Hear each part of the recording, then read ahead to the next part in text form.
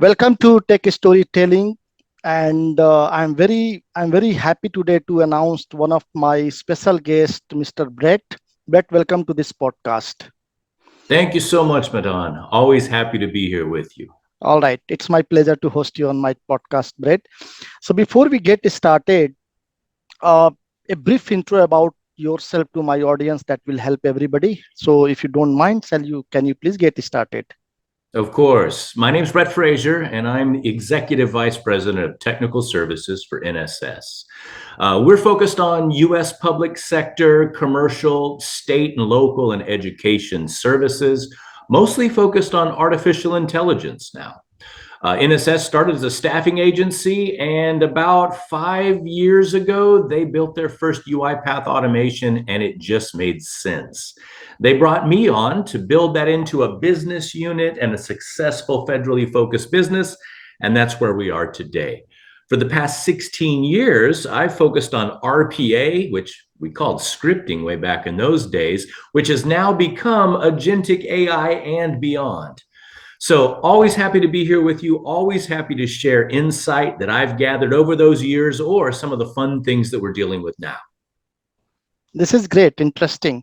So since you worked a lot into RPA, there are a lot of talk about agentic. So we would like to love hearing what do you mean by agentic AI and how does it differ from the traditional RPA? Good question. Right now in the world, we've got to determine, is this new technical term a buzzword or is it real, right? Just like Pinocchio. So agentic AI refers to intelligent software entities or agents that can reason, plan, and act autonomously. That helps us achieve business outcomes. Unlike traditional robotic process automation bots, which execute a predefined rule-based workflow, agentic AI systems can understand context, make decisions, and adapt their behavior dynamically end to end, just like humans do. Where RPA traditionally followed instructions, agentic AI sets its own sub-goals to accomplish higher-level objectives. It blends automation with AI models, large language models, reasoning engines, and orchestration layers to move from do what I say to figure out how to get it done. Does that make sense? Yeah, absolutely, making sense. So Brett, this is interesting. So you talked about deterministic rules to the autonomous agents. So basically, can you please share the insights? What's driving this whole evolution from RPA, I mean deterministic to autonomous? Yeah, of course, of course. Just like when George Lucas made the original Star Wars series, he did not have the technology to get his vision onto the big screen, but he did his best.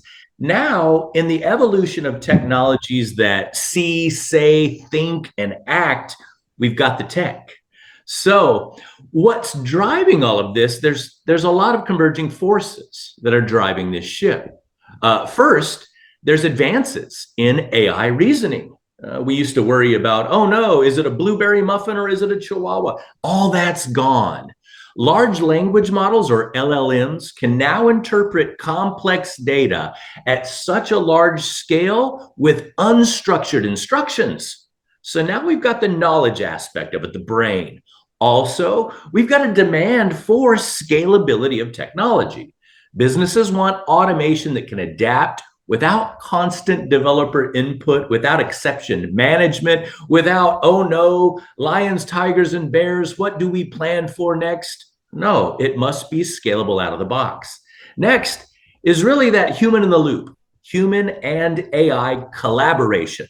Like RPA, hey bot, do this work, and when you're done, let me know you're done. No more.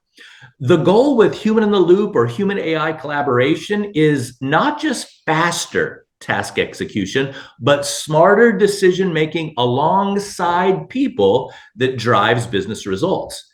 And then lastly, it's that technology maturity that I was talking about, platform maturity. Tools like UiPath Maestro, the Superbity Command Center, and Microsoft's Copilot ecosystem have matured to support orchestration of multiple intelligent agents in production environments across platforms and systems.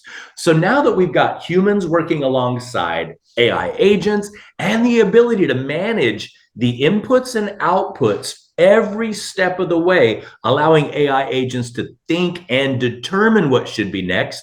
But when it gets scary, we allow the humans to step in and approve, review, reject, so the AI agents can keep doing their work. Those four things together have combined for the need and now the ability of AI agents to do what we need them to do with us. All right, this is great. So you talked about a lot RPA, and I think the huge investment already taken place into RPA space. And next natural evolution is agentic. So the question and maybe advice for the organizations or for the business leaders who has already invested a lot into RPA capability, infrastructure, a lot of money. So how to get started from RPA to agentic? Do you have any advice, any experience that would you like to Oh, share? of course, I've watched this happen multiple times. I think it was the 80s and 90s. We were all key on software. We need more software, install more software, configure more software, Mhm. software at the enterprise level. And then automation came in and said, wait, there's gaps in the software. Let's fill those gaps with RPA. Now that's so old school. We don't worry about that anymore. So it's not a rip and replace mentality that we have going on right now. Oftentimes, when a new technology comes up and the people from yesteryear made that $1 million to $1 billion decision of this is the focus for our enterprise, oh no. If we say let's rip out everything they did, guess what? They're gone too. This truly is an evolution. So, Mhm. what I recommend in going from RPA to agentic AI is start with the automation foundation. You've already got that in place. That's your biggest advantage. You don't need to rebuild it. You simply need to augment and enhance it with what's in place. Cake tastes good. I love cake, but cake with frosting on top of it tastes better. So, in a layer cake methodology for going from RPA to agentic, step number one, find your high cognitive processes. We used to do RPA assessments where we would identify the top 10 use cases. No, it's not about task mastery anymore. It's about finding where human judgment or decision making is frequent and then augmenting that and enabling agentic AI to perform similar processes with the human in the loop. Thing number two, layer in large language models or reasoning frameworks to interpret the complex data or make those contextual cognitive choices. Mhm. Then you need to deploy AI powered co-pilots, autopilots, or agents with what UiPath would call action center workflow that lets AI agents and humans not work independently, but collaborate, work together. We've seen this in invoice processing, in major enterprise scale, where you've got 300 humans and 75 handoffs. You don't need all those handoffs. Then, lastly, transition gradually from an attended automation framework to a semi autonomous agent to a fully autonomous orchestration at scale. Think of it as evolving from recorded tasks to goal oriented digital teammates. And if that's difficult for some organizations, find a partner like NSS to guide you along the way and help every step of that way. It doesn't have to be scary if you simply enable and embrace what's here now. All right. I'm really enjoying this conversation, Brett. Thanks, Uh, Madan. yeah, that's true. I'm really enjoying. All right. My next, I mean, the insights or the question. Gartner predicts over 40% of the agentic projects will be cancelled by end of 27. And one of the prominent reason is the value. It's not Yeah. delivering the right ROI or the business value. So from your experience, can you help us to understand how to measure the value, how to measure the ROI so that the project should be live and it should really deliver the value? The largest executive question ever. How do you determine ROI and drive and deliver results that Uh, match and align with the sorry, projected ROI? I'm interrupting, Brad. Your video is completely freezed here. I mean, Oh, both of our video is completely freezed. oh, mine's Yeah. doing good. I can see you. Everything's moving. Oh yeah, now it's moving. There we go. Let's continue. Yeah. No worries. I'll start that one over. The biggest executive quandary was how do you figure out projected ROI if we invest these dollars in this newfound bell and whistle technology? I go back to how did we measure value before? Mm-hmm. With traditional RPA, return on investment, it was time saved, error reduced, cost avoided. So what? Nobody cares about that anymore. We've already mapped that out. With Agentic AI ROI, it's much different. Remember, Agentic AI goes at the enterprise level, or you can just have a single agent. Can you process invoices with Agentic? Absolutely. Can you rebuild accounts payable and accounts receivable with Agentic AI? Absolutely. So value is a different scale now. With Agentic AI value, you've got to measure, have our decisions accelerated? Are we quicker to business outcomes and have those business outcomes improved? And are we gaining adaptability? Are we gaining efficiency? Are we gaining scalability? These are different than how much time saved. So to measure the success of AI agents, we've got to quantify how the agents increase throughput, shorten response times, or improve data accuracy. But we've also got to track strategic agility, shown as how a business can respond to new data or market conditions. Predicting the future is very difficult, but with agentic AI, it can do the task its own way, leveraging our previous decision models and drive things to a level we can't. I can do maybe one to two things at once and hope that it comes across expertly. Agentic AI can do thousands of things all at once at the microsecond level, and they do it perfectly. We just simply say, figure out how to get it done. We're the ones that need to oversee whether it's being done good or bad. And if good, we have a whole new arsenal of ROI value drivers that we've got to track. Yeah, this is great. Uh, in our conversation, I have sensed a bit of governance or a bit of the risk. Yeah. So, so would you like to share, I mean, from your experience, what are the top three, top five, the risk that you have encountered and the ways to mitigate it? Sure, sure. It's like riding a bicycle. If you fall off, get back on. And then you get old enough to drive a car, and it's an entire different form factor.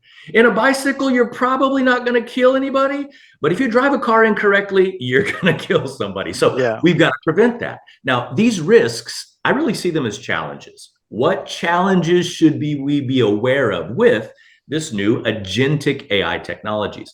Like you mentioned, the very first thing is governance and control. Oh no, that's so human of me. I have to control something.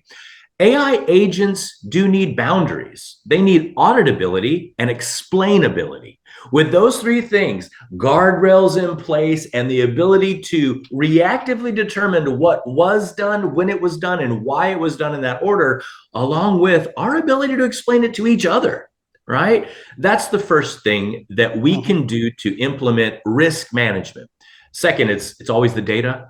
We're bound by data and process. Well, in this instance, data privacy comes quite a bit at the forefront of driving these risks.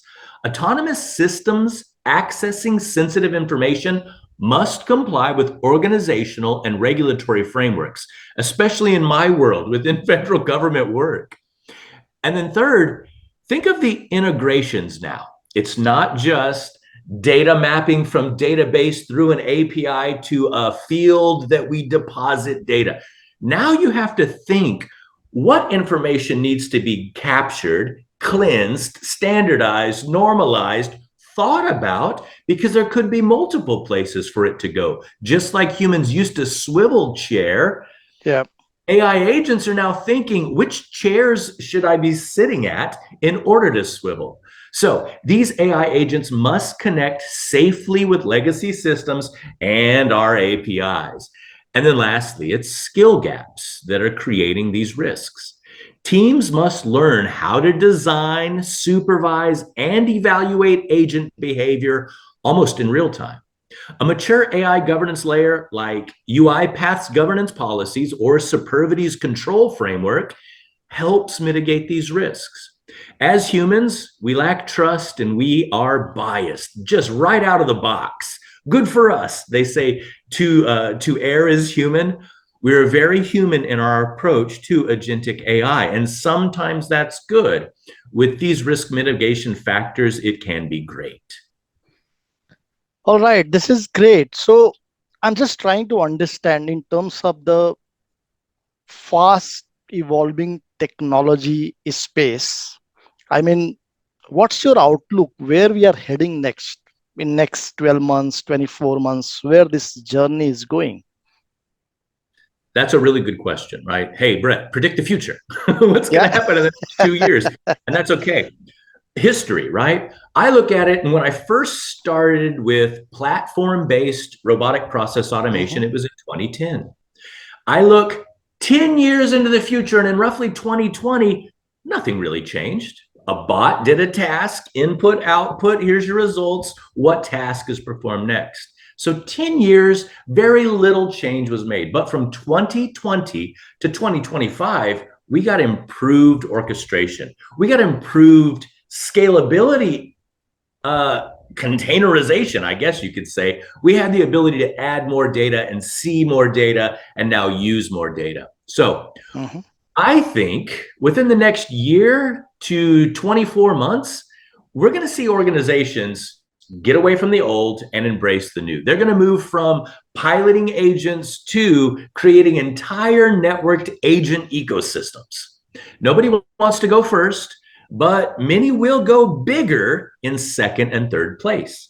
Enterprises need to remember, if you're not at the forefront of these advanced agentic technologies, your competition will be. So, AI agents will evolve into autonomous departments. Like I mentioned, yes, we can process an invoice, and AI agents can man your accounts payable. It's a big difference. Instead of one bot, we've got a field of agents working together with you. So as they move into procurement agent, Mhm. recycle agent, cybersecurity agent, Supervity's command center's already begun this. Then, of course, tools like UiPath's Autopilot, Microsoft's Copilot Studio, and open frameworks like LangGraph, they'll enable multi-agent collaboration across systems. It's no longer your brand locked in solution that you are a UiPath house, you are an Automation Anywhere house. It doesn't matter. Build it, integrate it, and allow the agents to figure out who they work with. They're going to keep you they're going to keep you posted. And then, of course, lastly, I look for an extremely strong focus over the next 12 months in AI observability. What can we see Mhm. it do, and how can we help it help us? Compliance, as far as, did the human do it right? No, no. Did the agentic AI agent do it right with human supervision compared to regulatory controls? Agentic AI can tell us how compliant it is and what it needs to do in order, or what check boxes need to be checked for it to be fully compliant. And then lastly, here's the funnest thing. I mentioned trust and bias. Ethic frameworks as regulators will catch up. So we're going to have, in short, the next 2 years will solidify agentic AI as adaptive intelligence with embedded RPA expected. Agentic AI will work alongside humans to get the work done, with humans in the loop for review and oversight. That's what I think is going to happen over the next year to 2 years. Yeah, if I summarize what I understood correctly, I think in next 12 months to 24 months, you are saying the fully autonomous agents will catch the enterprise and the organization, but at the same time, observability, adaptability, bias, fairness, I mean the complete compliance and the governance framework it required in order to have the structured delivery to the enterprise, That's right? right. That's Yeah, right. You won't buy the bot, you'll buy the procurement team. trust. Yeah. Okay, this is interesting conversation. Little bit I would like to switch the gear to get into the career trajectory. Okay. So in RPA space, and this is especially dedicated to the RPA professionals, I have seen the evolution in 2015 until 2025. There were so many roles evolved, Yeah. and that was in huge demand, right? uh, RPA developer, UiPath developer, solution architects, or maybe Mhm. orchestrator. I mean, different roles, right? Yeah. So, from your point of view, especially into US market, what are the different roles emerging, and how can the RPA professional can transition into the agentic space? Hope this makes sense. Yeah. That's a really good question. I agree. RPA had a myriad of roles and at different levels based on experience and Yeah, things like that. Agentic guides us. It's different. Now, for me, it's a natural and exciting career evolution. Accenture started these efforts 3 years ago. They saw this same thing happening. They knew AI was coming. They needed to prepare their extremely large workforce. So they began training global staff to be AI ready. Some didn't make it. Those who are paper pushers, lever pullers, button pushers, they don't have the right mindset to adopt AI. But those who did, Accenture enabled them further and said, the contracts you're working on right now, we're going to level up. We're going to give you the tools necessary. Instead of being a citizen of Gotham, you're Batman with a bat tool belt. You're going to be able to do bigger, better things, and AI will help multiply you. However, because of the risk we discussed above, even some of those at Accenture found their jobs on the chopping block. Sometimes budgets happen awkwardly. And here in the US market, sometimes governments just say, time out, we ran out of funds. Let's figure some things out. Large enterprise giants like Accenture, Deloitte, PwC, and others, they're feeling that pain. Now, in order for disruptive technologies to help us through human career uncertainty, we've got to fight for our human expertise. So, what I'd recommend is anybody who's in the IT world, if you don't know how to automate, shame on you. You need to get there quick because automation was yesterday. Now you yeah. have to focus on agentic AI framework, planning, design, development, testing, and deployment, just like a software development lifecycle. But broaden your foundation. Learn about large language models, learn prompt engineering, learn AI orchestration frameworks, LangChain, UiPath, Superbity. There's tools out there where you can learn this for free. Secondarily, develop systems thinking, right? It's that mindset. Move beyond standard process mapping in Visio or PowerPoint to understand how decisions flow, not data, but decisions. And where intelligence, like agentic AI or human intelligence, adds value. Remember, we were talking about value and ROI. Yeah. This is how you, as a practitioner, can start changing your mindset. Next, upskill. Learn about AI governance, learn about ethics. It's not about programming anymore. It's not about connecting one state to another state. It's knowing why, and it's knowing what the outcome could be, and you drive towards the best. Knowing how to manage that risk and control AI behavior is now just as important as building it. Lastly, collaborate cross functionally. Work with everybody you know and work with agentic AI. My gosh, I have full conversations with ChatGPT about absolutely nothing and about some of the most interesting things I've ever thought because it's not just what I think anymore. Agentic AI sits at that intersection of automation, data science, and Yeah. business strategy. As an old RPA developer, I never focused on business strategy. I built the bots. Hmm. So, RPA experts who understand business logic and governance already have a huge head start. They just need to add reasoning, autonomy, and decision thinking to their toolkit. This is great insight. My last question. So, considering the RPA, most of the transition, the people who are today RPA developers or RPA business analysts, they come from a no code, low code background. Mm, Mostly, They hate coding. That's the reason a lot of transition happened, and Right. today people are successful. So considering the plethora of technology, the plethora of platforms, and so many things available, learning platforms available into the market, the biggest struggle is from where to get started, right?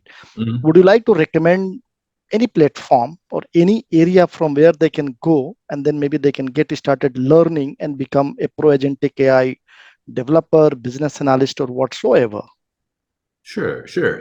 N8N is out there right now. You can build as many agents as you want, and it's simple, drag and drop, low code, no code. The Mm-hmm. more code you know, the better. Now, the rise of agentic AI is creating an entirely new class of career paths that blend automation, engineering, AI reasoning, and governance.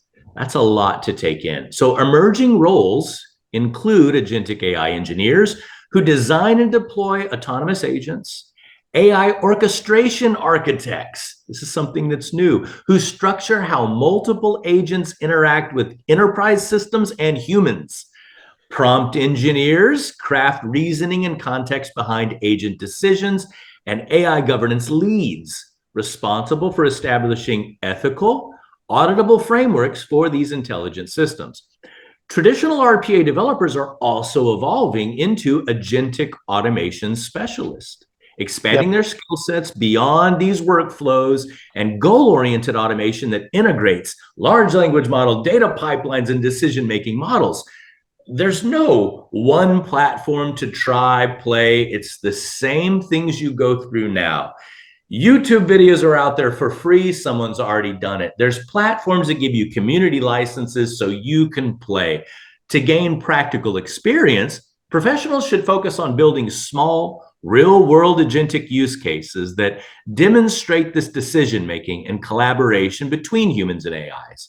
For example, I keep going back to invoices, an invoice triage agent that reads and routes exceptions, a customer support agent that summarizes and classifies tickets, Yep. an HR onboarding agent that coordinates between multiple systems.